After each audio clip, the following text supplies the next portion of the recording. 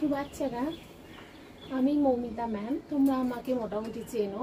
যারা চেনো না তাদের জন্য আরেকবার বলি যে আমরা এই যে ইউটিউব চ্যানেলটা ক্লাসরুম, এখানে আমরা মেইনলি বায়োলজি এবং তার সঙ্গে সঙ্গে সায়েন্সের যে অন্যান্য সাবজেক্টগুলো আছে সেগুলো এখানে আমরা এক এক করে ক্লাস করিয়ে ভিডিও আপলোড করা হবে এখানে।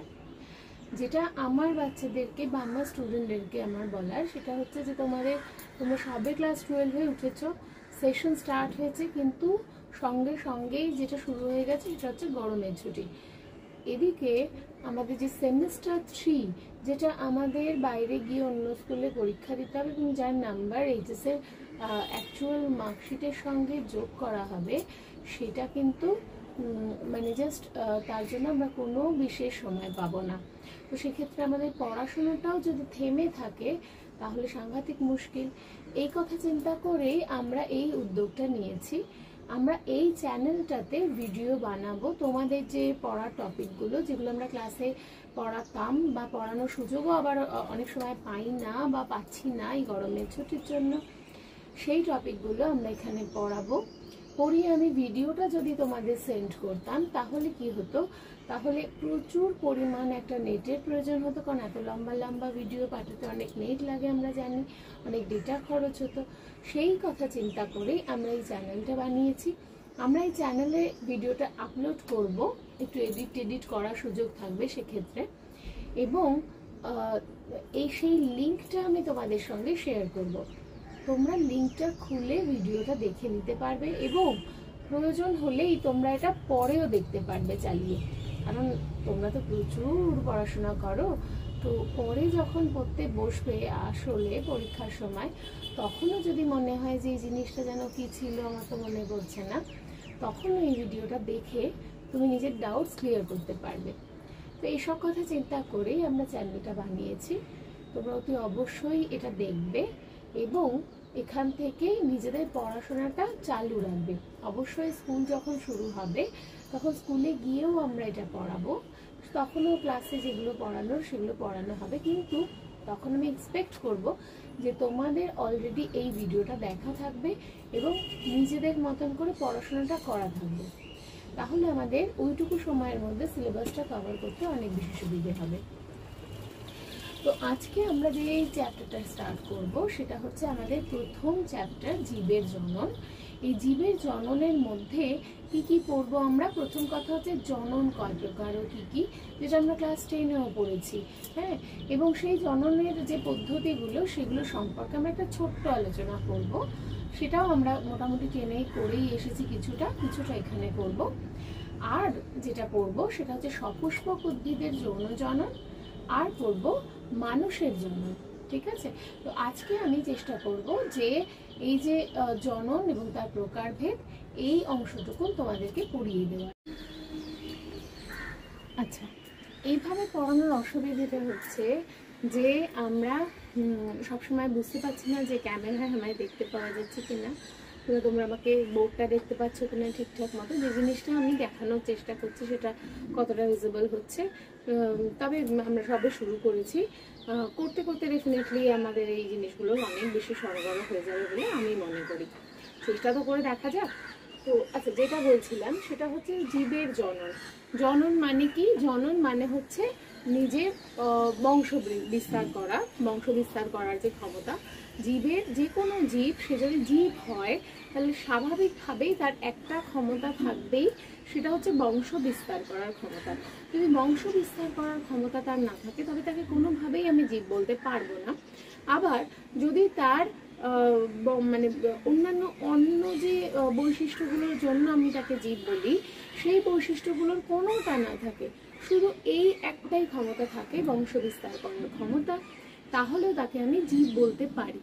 এগুলো আমরা ক্লাস 9-এও আলোচনা করেছিলাম, যখন আমরা ভাইরাস পড়েছি তখন এগুলো আলোচনা করেছি, ঠিক আছে। তো যেরকম ভাইরাস, যাদের কিনা অন্যান্য কোনো বৈশিষ্ট্য নেই জীবের মতো, এমনকি তার একটা প্রোটোপ্লাজমিক গঠনও নেই, কিন্তু তারপরেও তাকে আমি একেবারে জড় পদার্থ বলতে পারছি না, তার কারণ সে যদি পোষক দেহের ভেতরে ঢোকার সুযোগ পায় তবে সে যে জিনিসটা দেখায় সেটা হচ্ছে বংশ বিস্তার করার ক্ষমতা। তো এই বংশ বিস্তার করার ক্ষমতা তার আছে বলেই আমি কিন্তু তাকে কোনোভাবেই পুরোপুরি জড় পদার্থ বলতে পারছি না, তাকে আমার জীব ও জড়ের মধ্যবর্তী পর্যায়ের বস্তু হলেও বলতে হচ্ছে।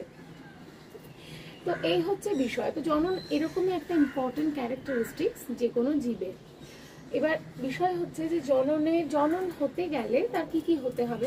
খুব স্বাভাবিকভাবেই একটা কোষের কথা যদি আমি চিন্তা করি, এক কোষে জীবেদের ক্ষেত্রে জনন মানে কি? কোষ বিভাজন। যদি কোষটা বিভাজিত হয় তবেই তাদের বংশ বিস্তার হয়ে যায়, ঠিক আছে? তো সেক্ষেত্রে কোষ বিভাজনটা কিন্তু জননের ক্ষেত্রে একটা ভীষণ ইম্পর্টেন্ট বিষয়। তো দেখো, জনন প্রধানত 3 প্রকার: অযৌন জনন, অঙ্গজ জনন ও যৌন জনন। অযৌন জনন মানে কি সেটা কিছুটা আমরা ক্লাস 10-এ পড়ে এসেছি। এই চ্যাপ্টারে শুরুতে আমরা সেটা একবার ঝালিয়ে নেব। অযৌন জনন হচ্ছে সেই ধরনের জনন পদ্ধতি যেখানে একটা জীব সে একা নিজেই তার অপত্যের জন্ম দিতে পারে, ঠিক আছে? সেই যে জনন পদ্ধতিগুলো সেগুলোরই নাম হচ্ছে অযৌন জনন পদ্ধতি।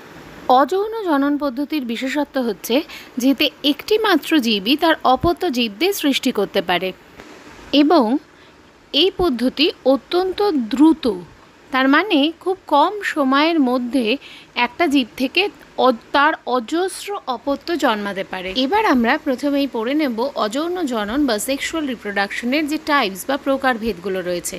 কি কি প্রকারভেদের মধ্যে আমরা পড়ব?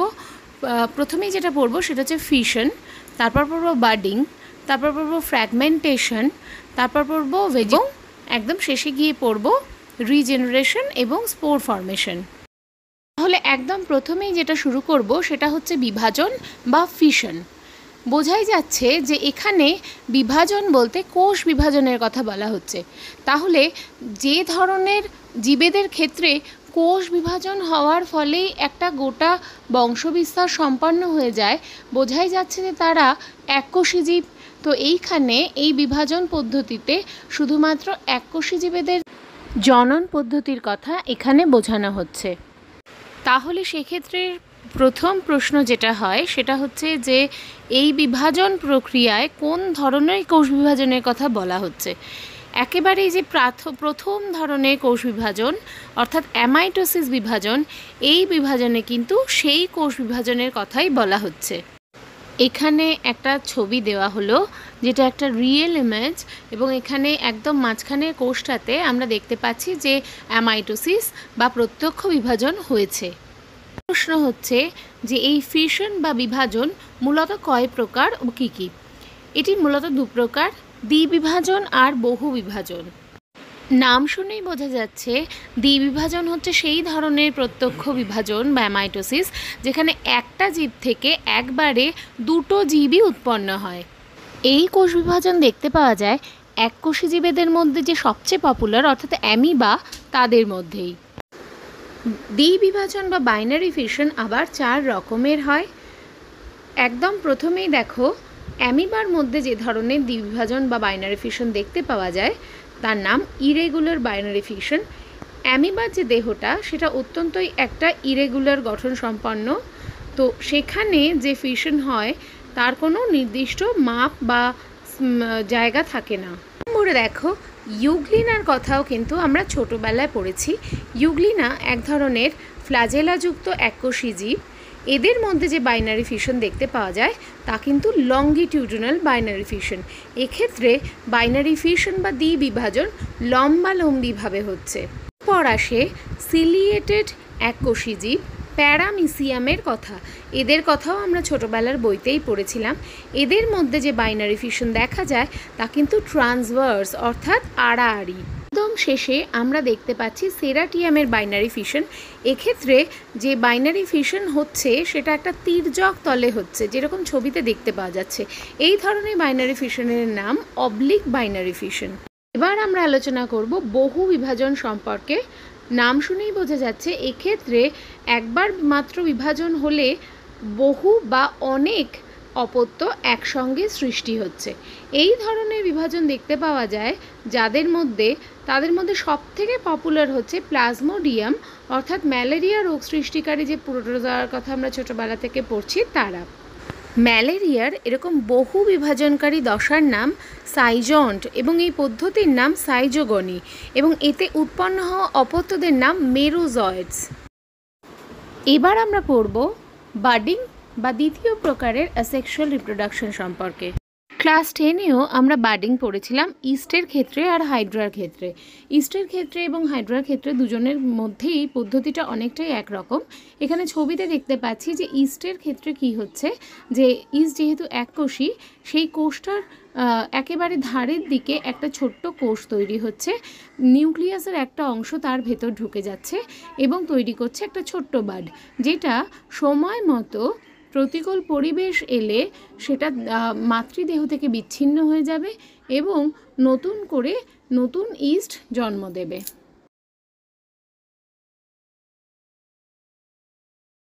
এখানে গুগল থেকে কালেক্ট করা একটা রিয়েল ইমেজও দেওয়া হলো।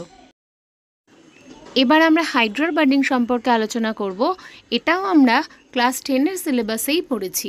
হাইড্রা এক ধরনের নিডারিয়া, যার দেহে এক ধরনের ছোট্ট কোরক জন্মায় এবং সেই কোরক সময় মতো দেহ থেকে বিচ্ছিন্ন হয়ে যায় এবং যে সাবস্ট্রেটামের ওপরে হাইড্রা জন্মেছে সেই সাবস্ট্রেটামের উপর পড়লে নতুন হাইড্রা জন্ম দেয়। এবার আমরা পড়ব 3 নম্বর রকমের সেক্সুয়াল রিপ্রোডাকশন, ফ্র্যাগমেন্টেশনের ব্যাপারে। ফ্র্যাগমেন্টেশন মূলত দেখতে পাওয়া যায় স্পাইরোগাইরার মধ্যে। স্পাইরোগাইরা এক ধরনের সূত্রাকার শৈবাল যা পুকুরের জলেই জন্মায়। এই স্পাইরোগাইরা দেহসূত্রগুলি যদি কোনো অংশ থেকে বিচ্ছিন্ন হয়ে যায় তাহলে দেখা যায় যে নতুন স্পাইরোগাইরা তৈরি হয়ে যায় ওই খণ্ডিত অংশ থেকে। এই ধরনের অযৌন জননকে অনেকেই অঙ্গজ জননের মধ্যে কনসিডার করতেন, কিন্তু যেহেতু স্পাইরোগাইরার শুধুমাত্র কোষীয় দেহই রয়েছে, তাতে কোনো আলাদা অঙ্গের উৎপত্তি হয়নি, তাই একে অঙ্গজ জননের মধ্যে ফেলা যায় না। ফ্র্যাগমেন্টেশনের পরেই আমরা যেটা আলোচনা করব সেটাই হচ্ছে রিজেনারেশন বা পুনরুৎপাদন। এটা দেখতে পাওয়া যায় প্ল্যানেরিয়া নামক এক প্রকার প্রাণীদের মধ্যে। এক্ষেত্রে দেহটাকে যতগুলোই খণ্ডে বিভক্ত করে ফেলা হোক না কেন, প্রতিটা খণ্ড থেকেই নতুন নতুন প্ল্যানেরিয়া কিন্তু জন্মে যাবে। এবার আমরা আলোচনা করব স্পরিউলেশন বা স্পোর ফর্মেশন নিয়ে। এই ধরনের অযৌন জননী সবথেকে উন্নত প্রকৃতির, সেজন্যই স্পোর বা রেণুকেই অযৌন জননের একক হিসেবেও কনসিডার করা হয়। স্পোর মূলত দু প্রকার হয়, জু স্পোর বা চলরেণু এবং অ্যাপ্লানোস্পোর বা অচল রেণু। আমরা প্রথমে জু স্পোর সম্পর্কে আলোচনা করব আর তারপর অ্যাপ্লানো রেণুগুলির সম্পর্কে আলোচনা করব। জু স্পোর বা চলরেণুর বিশেষত্ব হচ্ছে যে এদের এক ধরনের ফ্ল্যাজেলা থাকে। এই ফ্ল্যাজেলা দু রকমের হতে পারে, এক টিনসেল ফ্ল্যাজেলা, দুই হুইপ্ল্যাশ ফ্ল্যাজেলা। ছবি দেখেই বুঝতে পারা যাচ্ছে টিনসেল ফ্ল্যাজেলার ক্ষেত্রে ফ্ল্যাজেলার গায়ে কতগুলো উপবৃদ্ধি থাকে, যেটা হুইপ্ল্যাশ ফ্ল্যাজেলার ক্ষেত্রে থাকে না। হুইপ্ল্যাশ শব্দটা এসেছে হুইপ বা চাবুক থেকে। এখানে ফ্ল্যাজেলাটাকে চাবুকের মতন ব্যবহার করে রেণুগুলো এক জায়গা থেকে অন্য জায়গায় গমন করতে পারে। এখানে যে ছবিটা দেওয়া হলো তাতে একটা জু স্পোরকে অঙ্কুরিত হতে দেখছি আমরা। এবার আমরা এক এক করে অ্যাপ্লানোস্পোর বা অচল রেণুগুলো সম্পর্কে পড়ব। প্রথমেই পড়ব স্পোরাঞ্জিও রেণুর কথা। এক্ষেত্রে স্পোরাঞ্জিয়াম নামক এক ধরনের থলির মতো গঠন তৈরি হয় এবং তার ভেতরে রেণুগুলি উৎপন্ন হয়। মূলত রিক্সিয়া জাতীয় ফাঙ্গাসদের ক্ষেত্রে এই ধরনের রেণু উৎপত্তি হতে দেখতে পাওয়া যায়। স্পোরাঞ্জিও রেণুর পরেই যার কথা আসে সে হচ্ছে কনিডিয়া বা কনিডিও রেণু। এক্ষেত্রে কনিডিওফোর নামক এক ধরনের বায়বীয় অনুসূত্র জন্মায় এবং সেই কনিডিওফোরের গায়ে শাখান্বিত হয়ে কনিডিও রেণুগুলো উৎপত্তি লাভ করে। ছবিতে বহুল পরিচিত পেনিসিলিন খ্যাত পেনিসিলিয়াম নোটেটাম ছত্রাকের কনিডিও স্পোরগুলি দেখতে পাওয়া যাচ্ছে। কনিডিয়ার পরেই যাদের কথা মনে পড়ে তারা হচ্ছে অয়েডিয়া। এই অয়েডিয়া বা অয়েডিও স্পোর উৎপন্ন হয় সূত্রাকার অনুসূত্রগুলির মধ্যে বা হাইফিগুলির মধ্যে, এবং প্রত্যেকটি অয়েডিয়া আলাদা আলাদা করে ভেঙে উৎপন্ন করে নতুন নতুন হাইফি। এবার আলোচনা করব ক্ল্যামাইডোস্পোরের কথা, যেখানে অণুসূত্রের গায়ে কিছু কোষ খাদ্য সঞ্চয়ের ফলে স্ফীত হয়ে ওঠে এবং প্রতিকূল পরিবেশে এরা দেহ থেকে আলাদা হয়ে যায় এবং নতুন কোষ উৎপন্ন করে। এখানে কিছু রিয়েল ইমেজেসও দেওয়া হলো। মনে রাখতে হবে এই ধরনের স্পোর কিন্তু খাদ্য সঞ্চয়কারী কোষ থেকেই উৎপন্ন হয়েছে। এবার আমরা আলোচনা করব আর্থ্রোস্পোরের কথা। এই ক্ষেত্রে অণুসূত্রের কোষগুলি আলাদা আলাদা হয়ে গিয়ে নতুন কোষ উৎপন্ন করে বা নতুন হাইফি। এবার আমরা আলোচনা করব গেমিউল ফর্মেশন নিয়ে। এটি আর এক ধরনের অযৌন জনন বা সেক্সুয়াল রিপ্রোডাকশন যা দেখতে পাওয়া যায় স্পঞ্জিলার মধ্যে। এক্ষেত্রে স্পঞ্জিলার গায়ে প্রতিকূল পরিবেশে এক ধরনের বাড বা ইন্টারনাল বাড তৈরি হয়, অর্থাৎ এই ধরনের বাড বা কুড়ি দেহের ভেতরের দিকেই থাকে, বাইরে বেরিয়ে আসে না। এখান থেকে প্রতিকূল পরিবেশে নতুন স্পঞ্জ তৈরি হয়। এখানে কিছু রিয়েল ছবিও দেওয়া হলো বুঝবার সুবিধে হওয়ার জন্য। ছবিতে যেগুলো দেখতে পাওয়া যাচ্ছে এগুলো প্রত্যেকটা এক একটা গেমিউল, এবং এই প্রত্যেকটা গেমিউল থেকে আলাদা আলাদা করে স্পঞ্জ তৈরি হতে পারে। এবার আমরা আলোচনা করব আরেক ধরনের অযৌন জনন সম্পর্কে, যার নাম স্ট্রোবাইলেশন। এই ধরনের অযৌন জনন দেখতে পাওয়া যায় জেলিফিশ বা অরেলিয়া এবং টিনিয়া সোলিয়ামের মধ্যে। এই পদ্ধতিতে জীবগুলির দেহে নতুন কিছু দেহ খণ্ডকের আবির্ভাব হয়, যা প্রতিকূল পরিবেশে দেহ থেকে বিচ্ছিন্ন হয়ে যায় এবং নতুন জীবদেহ গঠন করে। ছবিতে যে স্ট্রোবাইলা অংশটি দেখতে পাওয়া যাচ্ছে সেই অংশটি প্রতিকূল পরিবেশে টিনিয়া সোলিয়ামের দেহ থেকে বিচ্ছিন্ন এবং নতুন টিনিয়া সোলিয়াম উৎপন্ন করে। এই ভিডিও এখানেই শেষ করলাম, অর্থাৎ অযৌন জননের পর এই ভিডিওতে আর নতুন কিছু পড়ালাম না। এর পরের ভিডিওতে আমরা অঙ্গজ জনন আর তারপর যৌন জননগুলো আলোচনা করব।